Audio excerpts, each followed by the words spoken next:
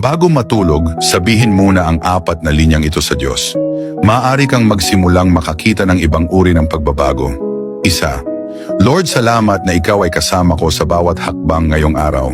Mahirap man o madali, Ikaw ay kasama ko. Salamat din sa lahat ng biyaya at proteksyon na ibinigay mo sa akin. Patawarin mo po ako sa palaging pagtutuon sa kung ano ang aking kakulangan sa nakaraan at sa pagkalimot na pasalamatan ka sa kung ano ang mayroon ako. 2. Lord, minsan masyado akong nag-iisip. Masyado akong nag-aalala, nagplano ng sobra at sinusubukan kong kontrolin ang mga bagay na hindi ko naman kayang kontrolin. Ipaalala mo po sa akin na lahat ay nasa iyong mga kamay.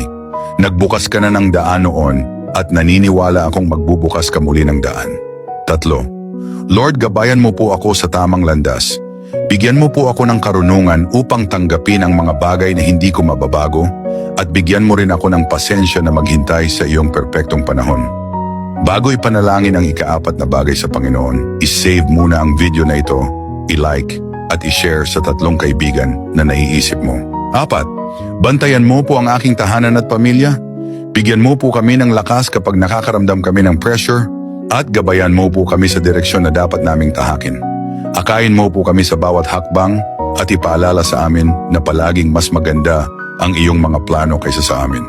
Kung mahal mo ang Diyos at naniniwala sa kapangyarihan ng panalangin, huwag maging maramot sa Amen at panoorin kung paano gagawa ang Diyos sa iyong buhay.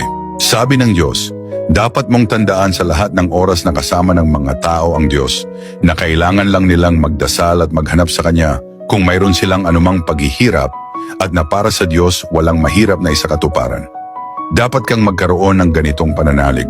Nais mo bang matutunan kung paano manalangin at umasa sa Diyos upang malampasan ang bawat paghihirap? Mag-iwan ng mensahe na nagsasabing, gusto kong sumali sa pag-aaral at iimbitahan kita sa aming online fellowship. Sama-sama, sa ilalim ng paggabay ng Diyos, malalampasan natin ang bawat paghihirap.